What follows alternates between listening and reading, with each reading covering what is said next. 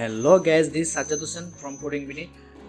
আজকে আমরা আলোচনা করব সবচেয়ে পপুলার কোডারদের সবচেয়ে প্রিয় একটি সফটওয়্যার যেটার দ্বারা আমরা কোডিং করে থাকি, সেটা হচ্ছে যে ভিএস কোড। এবং ভিএস কোড কোডারদের সহজ করার জন্য আপনারা জানেন, যারা ভিএস কোড ব্যবহার করছেন তারা জানেন যে ভিএস কোডের এক্সটেনশন, কিছু পপুলার এক্সটেনশন রয়েছে, অর্থাৎ যেগুলো আমি ব্যবহার করি। আজকে সেইগুলো নিয়ে আলোচনা করব, যে এক্সটেনশনগুলো আমি ব্যবহার করে উপকৃত হয়েছি এবং আমি ব্যবহার করি, সেই এক্সটেনশনগুলো নিয়ে আজকে আলোচনা করব। তো চলুন সেই এক্সটেনশনগুলো নিয়ে আলোচনা করি। Ctrl+Shift+X যদি ক্লিক করেন তাহলে অটোমেটিক্যালি এখানে চলে আসবে। এই যে আমি দেখিয়ে দিচ্ছি, এই যে আপনাদেরকে আমি দেখি Ctrl+Shift X, এই যে অটোমেটিক্যালি এই এক্সটেনশন এই যে এটা এই জায়গায় চলে আসছে। তো আপনারা দেখতে পাচ্ছেন যে ইনস্টল, অর্থাৎ আমি ইনস্টল দিয়েছি 20টা এক্সটেনশন। এই যে এখানে লেখা হচ্ছে 20, অর্থাৎ এই আমি ইনস্টল দেওয়া আমার এক্সটেনশন আছে যে 20টা এক্সটেনশন, এবং আমাকে রিকমেন্ডেড করতেছে 8টা এক্সটেনশন। তো চলুন আমার ইনস্টল দেওয়া এক্সটেনশনগুলো নিয়ে কিছু পপুলার কিছু এক্সটেনশন নিয়ে আমি আলোচনা করব, সবগুলো নিয়ে আলোচনা করব না। শুরুতে আপনারা দেখতে পাচ্ছেন যে অটো ক্লোজিং ট্যাগ, অর্থাৎ আপনারা জানেন যে আমরা যখন কোড করি, যে এখানে দেখা যাচ্ছে যে যখন আমরা কোড করি তখন আমাদের কোডের দুইটা পার্ট থাকে, একটা হচ্ছে এখানে ফার্স্ট পার্ট আর একটা হচ্ছে সেকেন্ড পার্ট, অর্থাৎ ফার্স্ট ট্যাগ এবং সেকেন্ড ট্যাগ, ক্লোজিং ট্যাগ যেটাকে বলা হয়। তো আমরা যখন ফার্স্ট ট্যাগটা লিখি তখন অটোমেটিক্যালি এই এক্সটেনশনটা ব্যবহার করার কারণে ক্লোজিং ট্যাগটা অটোমেটিক্যালি মানে এক্সটেনশন দিয়ে দেয়, অর্থাৎ রিকমেন্ডেড করে এবং দিয়ে দেয়, সাথে সাথে দিয়ে দেয়। এই এক্সটেনশনের কাজ হচ্ছে যে এটাই, যে এখানে দেখতে পাচ্ছেন যে এটা, এই যে আপনারা দেখে রাখেন আইকনটা, যদি আপনাদের কারো প্রয়োজন হয় তাহলে এক্সটেনশনটা আপনারা ব্যবহার করতে পারেন। এবং অটো ইম্পোর্ট, যারা রিয়েক্টে কাজ করেন, অর্থাৎ জাভাস্ক্রিপ্টের লাইব্রেরি রিয়েক্টে যারা কাজ করেন তারা জানেন যে অটো ইম্পোর্টের কাজ কি। সুতরাং আমি এটা নিয়ে আর এখানে আলোচনা করতেছি না। অটো রিনেম ট্যাগ, অর্থাৎ এটা হচ্ছে যে আপনি যখন ফার্স্ট ট্যাগে কোনো কিছু এডিট করবেন, লাস্ট ট্যাগে অটোমেটিক্যালি সেটা এডিট হয়ে যাবে। আপনারা জানেন যে একটা কোডের অর্থাৎ HTML এর দুইটা ট্যাগ হয়, ফার্স্ট ট্যাগ এবং ক্লোজিং ট্যাগ। তো ফার্স্ট ট্যাগে কেউ যদি এডিট করে তাহলে ক্লোজিং ট্যাগে অটোমেটিক্যালি সেটা এডিট হয়ে যাবে, অথবা ক্লোজিং ট্যাগে যদি কেউ কোনো কিছু করে বা এডিট করে তাহলে সেটা ফার্স্ট ট্যাগে হয়ে যাবে।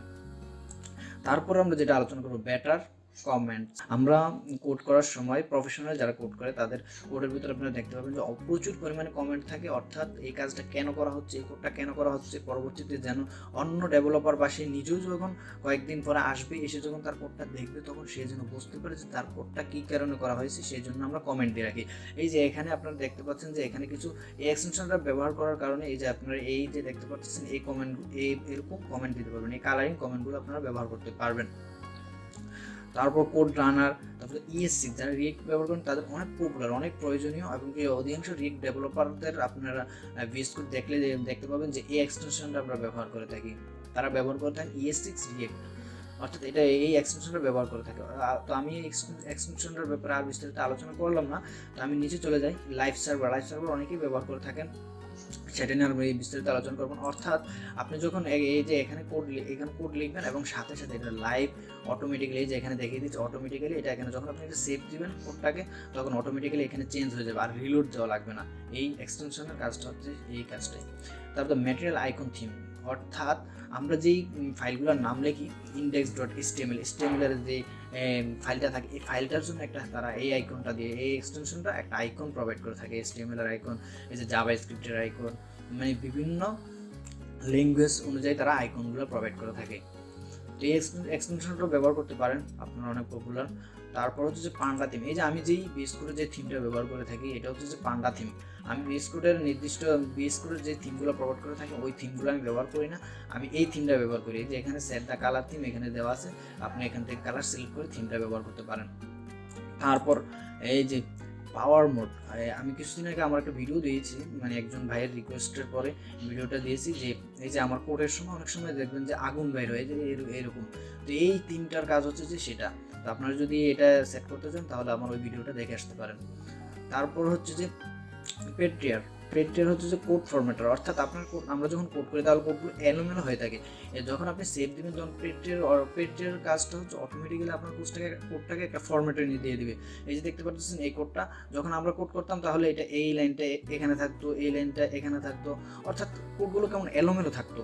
তো যখন আপনি এটা ব্যবহার করবেন তখন এটা অটোমেটিক্যালি আপনাকে একটা ফরম্যাটে দাঁড় করে দেবে আপনার কোডগুলোকে। তারপরে এই যে রিয়েক্টেডটা তো আর এখানে আলোচনা করতেছি। এসভিজি ভিউয়ার, অর্থাৎ আমরা যখন এসভিজি কোনো ইমেজ আমরা ব্যবহার করি তখন আমরা ভিএস করে সেই ইমেজটাকে দেখতে পারবো। এই যে এখানে দেখতে পাচ্ছেন এসভিজি, এই আইকনটা, এই এক্সটেনশনটা ব্যবহার করার কারণে আপনি এই ইমেজটা ভিএস করে দেখতে পাবেন। তারপর ট্যাবনাইন অনেক পপুলার একটা এক্সটেনশন, এটা অধিকাংশ ডেভেলপারে ব্যবহার করে থাকে। আপনারা যারা বিগিনার আছেন তারাও এই এক্সটেনশনটা ব্যবহার করবেন। এটার কাজ হচ্ছে যে এটা আপনাকে আপনার কোডকে অনেক সহজ করে তুলবে। অর্থাৎ আপনি যখন কোড করবেন তখন এটা অটোমেটিক্যালি আপনাকে সাজেশন দিবে যে পরবর্তী কোডটা কীভাবে কেমন হবে। আপনি যখন একটা কোড লিখবেন তখন তার পরবর্তী কোডটা কী হবে তখন এটা অটোমেটিক্যালি আপনাকে সাজেশন দিবে। এটা অনেক উপকারী একটা এক্সটেনশন। আশা করি যে আপনারা এই এক্সটেনশনটা ব্যবহার করবেন, এটা অনেক পপুলার এক্সটেনশন। তো এই পর্যন্ত আর আমি যে বেস কোডটা ব্যবহার করি আমি দুটোটাই ব্যবহার করি। একটা হচ্ছে যে ডেভেলপার ভার্সন আর একটা হচ্ছে যে মেইন বেস কোডটা। আমি ডেভেলপার ভার্সনটাই বর্তমানে ব্যবহার করে থাকি, তো আমি তার জন্য মেইনটা দেখাইনি। তো আপনারা দুটোটা ব্যবহার করতে পারেন। মেইনটা তো এই এক্সটেনশনগুলো ইনস্টল করে আপনি ব্যবহার করতে পারেন, এক্সটেনশনগুলো ইনস্টল করে ব্যবহার করবেন। তো আশা করি যে ভিডিওটা আপনাদের অনেক উপকারে আসবে, এবং যদি ভিডিওটা ভালো লাগে তাহলে ভিডিওতে একটা লাইক দিবেন, এবং কি আপনার কোনো যদি সমস্যা থাকে তাহলে আপনি কমেন্ট বক্সে জানিয়ে দিতে পারেন, এবং আমাদের ওয়েবসাইটে যোগাযোগ করতে পারেন, অথবা ফেসবুকে আমাদের পেজের মাধ্যমে যোগাযোগ করতে পারেন। যদি চ্যানেলে নতুন হয়ে থাকে তাহলে চ্যানেলটি অবশ্যই সাবস্ক্রাইব করবেন। ধন্যবাদ।